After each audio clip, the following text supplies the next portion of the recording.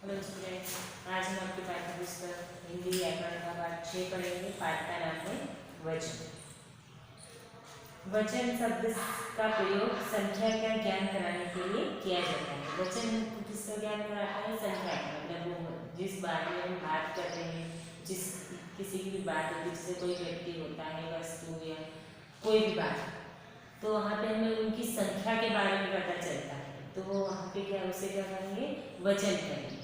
जैसे कि कौवा मुंडे पर बैठा। अगर एक कौवा बैठा है तो क्या कहेंगे? कौवा मुंडे पर बैठा है। और बहुत सारे कौवे होंगे तो क्या कहेंगे? कि कोई मुंडे पर बैठे। और अगर एक तोता होगा तो क्या कहेंगे? कि तोता पेड़ पर बैठा। और बहुत सारे होंगे तो तोते पेड़ पर बैठे। ठीक है, तो तोता और तोते से क्या पता चला कि तोता है, मतलब वहाँ पे तोतों की संख्या कितनी है? एक है। और अगर तोते कहा, मतलब वहाँ पे तोतों की जो संख्या है वो एक से अधिक है, या तो 2 है, 3 है, 4 है, मतलब कितने भी हो सकते। ठीक है, तो इस तरीके से जहाँ पर हमें संज्ञा सर्वनाम या उस पदार्थ के या उस वस्तु की संख्या के बारे में पता चलेगा, उन शब्दों को क्या कहेंगे? वचन कहेंगे। तो वचन की परिभाषा हो जाएगी कि जिन संज्ञा शब्दों से किसी प्राणी अथवा पदार्थ के एक अथवा अनेक होने का बोध हो, वे वचन कहलाते हैं। जैसे एग्जाम्पल दिया है, बगुला सरोवर में तैर रहा है, और कहा है कि बगुले सरोवर में तैर रहे हैं। तो पहला एग्जाम्पल जो है कि बगुला सरोवर में तैर रहा है। बगुला, इससे क्या पता चला कि वहां पर सरोवर मतलब तालाब के अंदर एक बगुला है जो तैर रहा है। और दूसरा वाला है कि बगुले सरोवर में तैर रहे हैं, उससे पता चला कि बगुले मतलब वहां पे एक से अधिक बगुले हैं जो तालाब में तैर रहे हैं।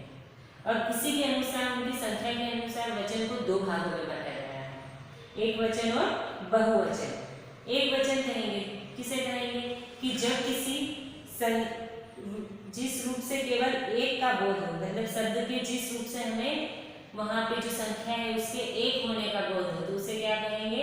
एक वचन। जिसे बगुला का बगुले, तो बगुला क्या है? एक वचन, और बगुले हो जाएगा बहुवचन। और जब शब्द के जिस रूप से एक से अधिक होने का बोध हो, वह बहुवचन कहलाता है। जैसे संतरा, संतरा एक वचन, संतरे बहुवचन। चूहा एक वचन, चूहे बहुवचन।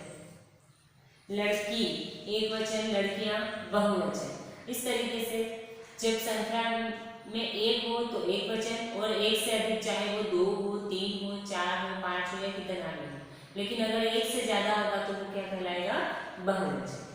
अब हिंदी भाषा में बहुवचन बनाने के लिए कुछ नियम है, मतलब हम एक वचन से बहुवचन में जब प्रयोग करते हैं तो कुछ नियम दिए हैं जिसके अनुसार वो बहुवचन में परिवर्तित होंगे।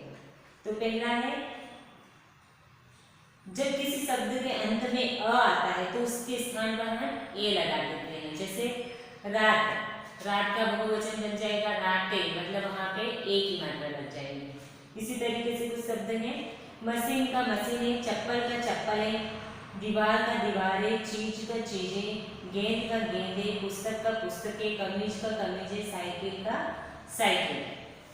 अब दूसरा नियम है कि जिन शब्दों के अंत में आ आता है वहां पे ए लगकर ऊपर चंद्र बिंदु लग जाएगा। ठीक है, जैसे आचार्य का आचार्य, सेना का सेनाएं, कविता का कविताएं, छात्र का छात्राएं, शाला का शालाएं, शिला का शिलाएं। जैसे सेना लिखा है तो इसका बन जाएगा सेनाएं, मतलब इसके अंत में एक के ऊपर चंद्र बिंदु लग जाएगा। ठीक है, अगला है, जिन शब्द के अंत में ई आता है, छोटी ई या बड़ी ई आएगी, तो उन दोनों को हटाकर वहां पे जो छोटी ई है या बड़ी ई है तो वो छोटी ई में परिवर्तित हो जाएगी, और वहां पर ऊपर या के ऊपर चंद्र बिंदु लग जाएगा। जैसे लिखा है थाली, यहाँ पे अंत में क्या है? बड़ी की मात्रा। जब हम इसे बहुवचन बनाते हैं तो बड़ी की मात्रा जो है वो छोटी की मात्रा में बदल जाएगी, और पीछे या लग जाएगा। ठीक है, इस तरीके से जब आप एक वचन से बहुवचन बनाते हैं तो जो बड़े ई की मात्रा है वो छोटी ई की मात्रा में बदल जाएगी। ये आप लोगों को ध्यान रखना है। जैसे थाली का थालियाँ, गाड़ी का गाड़ियाँ, साड़ी का साड़ियाँ, मक्खी का मक्खियाँ, विधि का विधियाँ, दासी का दासियाँ, कापी का कापियाँ, चिमनी का चिमनियाँ, नीति का नीतियाँ। अब कुछ शब्द ऐसे हैं जिसमें या तो होता है कुछ है, लेकिन उससे जब बहुवचन बनाते हैं तो उसके ऊपर चंद्र बिंदु लग जाता है। जैसे चिड़िया, जब एक चिड़िया होगी तो हम इसे चिड़िया लिखते हैं, लेकिन अगर एक से ज्यादा चिड़िया होगी तो हमें उसे चिड़िया, मतलब या के ऊपर केवल चंद्र बिंदु लगेगा। वहां पर हम चिड़िया ए नहीं करेंगे, चिड़िया ऊपर चंद्र बिंदु लग जाता है तो वो बहुवचन बन जाता है, और केवल या रहेगा तो वो एक वचन। इसके कुछ उदाहरण देखो, गुड़िया गुड़िया, गुड़िया गुड़िया, लुटिया लुटिया, चिड़िया चिड़िया, चुहिया चुहिया, डिबिया डिबिया, कुतिया कुतिया, बिटिया बिटिया, खटिया खटिया। और कुछ शब्द हैं जिसमें अगर छोटे ऊ की मात्रा दी हो, बड़े ऊ की मात्रा दी हो तो वो छोटे ऊ की मात्रा में परिवर्तित हो जाएगा और पीछे ए के साथ चंद्र बिंदु लग जाएगा। जैसे हमने लिखा लू, तो लू में बड़े ऊ की मात्रा है तो वो छोटे ऊ की मात्रा में बदल जाएगी, लू और फिर ए, लुए, जो घर में दीदी में लू लगती है। ठीक है, तो वस्तु का वस्तुएं, धेनु का धेनुए, लू का लुए, वधु का वधुए, गौ का गौए, बहू का बहुए। अब कुछ शब्द ऐसे होते हैं जिनके अंत, जिनको बहुवचन बनाने के लिए उनके पीछे गण, वृंद, जन, वर्ग और लोग शब्द जोड़ने से वह बहुवचन बनते हैं। जैसे छात्र का छात्रगण, अध्यापक का अध्यापकगण, गरीब का गरीब लोग, मित्र का मित्रगण, मजदूर का मजदूर वर्ग, अमीर का अमीर लोग, विद्यार्थी का विद्यार्थीगण, गुरु का गुरुजन, हिंदू का हिंदूजन। अब कुछ शब्द ऐसे हैं जिन्हें हिंदी में अनेक शब्द ऐसे हैं जिनका एक वचन बहुवचन रूप एक सा रहता है। जैसे कि एक हाथी है तब भी हाथी कहेंगे, और तो उनका बहुत सा, अगर बहुत सारे हाथी है तो क्या कहेंगे, बहुत से हाथी। डाकू तो बहुत से डाकू, कवि का अनेक कवि, एक नौकर का अनेक नौकर।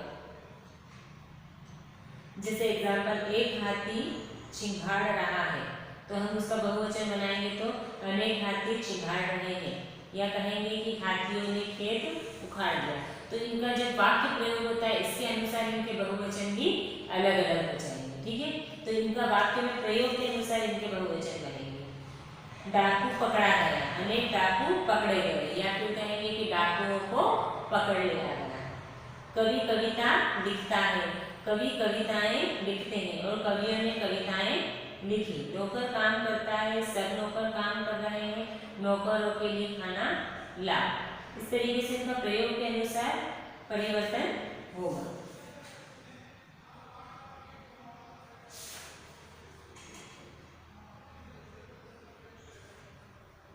कुछ शब्दों का प्रयोग सदा एक वचन में ही किया जाता है। जैसे सच, झूठ, जनता, वर्षा, पानी, आकाश आदि। इन्हें हमेशा एक वचन में ही, अगर इनका वचन पूछे तो क्या करना कि ये एक वचन है, क्योंकि अगर बहुत सारा पानी होगा तब भी हम पानी कहेंगे। अगर कोई व्यक्ति कितनी बार भी सच बोले तो क्या कहेंगे कि वो सच बोल रहा है, झूठ है। तो इन सारे शब्दों का प्रयोग हमेशा एक वचन में होता है। और कुछ शब्द होते हैं जो हमेशा बहुवचन में प्रयोग होते हैं, जैसे कि आंसू, प्राण, हस्ताक्षर, समाचार, दर्शन आदि। इनका हमेशा बहुवचन में प्रयोग होता है। कुछ संबंध सूचक शब्दों का बहुवचन रूप नहीं बदलता, जैसे चाचा, मामा, दादा, नाना आदि। ये हमेशा उसी रूप में रहते हैं। ऐसा नहीं बोलेंगे कि चाचे, मामे, दादे, ऐसा नहीं बोल सकता है, वो उसका अशुद्ध रूप हो जाएगा। कुछ शब्द युग्म होते हैं जैसे भेड़, बकरी आदि का बहुवचन बनाने के लिए अंतिम शब्द ही परिवर्तित होता है। जैसे भेड़े, बकरियां, घास चर रही है, तो ये गलत हो जाएगा। क्या कहेंगे, भेड़ बकरियां। मतलब अगर दो शब्द साथ में लिए शब्द युग्म में है तो उसके जो पीछे वाला शब्द है केवल वही परिवर्तित होगा। जैसे जाति, दल, वर्ग, गण आदि जोड़कर बनाए गए बहुवचनों का प्रयोग हमेशा एक वचन में होगा। जैसे कि स्त्री जातियों का सम्मान करो, तो ये गलत हो जाएगा। इसका शुद्ध रूप होगा कि स्त्री जाति का सम्मान करो। जब हम पीछे उसकी जाति लगा देते हैं तो उसका बहुवचन नहीं बनता है। जैसे छात्रगण गाने का अभ्यास कर रहा है, तो क्या करेंगे, ये कौन सा रूप हो जाएगा उसका, अशुद्ध रूप। और शुद्ध रूप क्या होगा कि छात्रगण गाने का अभ्यास कर रहे हैं। भारत के युवा वर्ग अनुशासित नहीं है, तो इसका बहुवचन बनेगा कि भारत का युवा वर्ग अनुशासित नहीं है। भाववाचक संज्ञाओं का प्रयोग सदा एक वचन में ही किया जाता है। जैसे शिवाजी की वीरता प्रसिद्ध है, वीरता ये नहीं कहेंगे, चाहे उन्होंने कितनी बार भी वीरता दिखाई हो, लेकिन क्या कहेंगे हम, वीरता। ये बात हमारा यहीं पर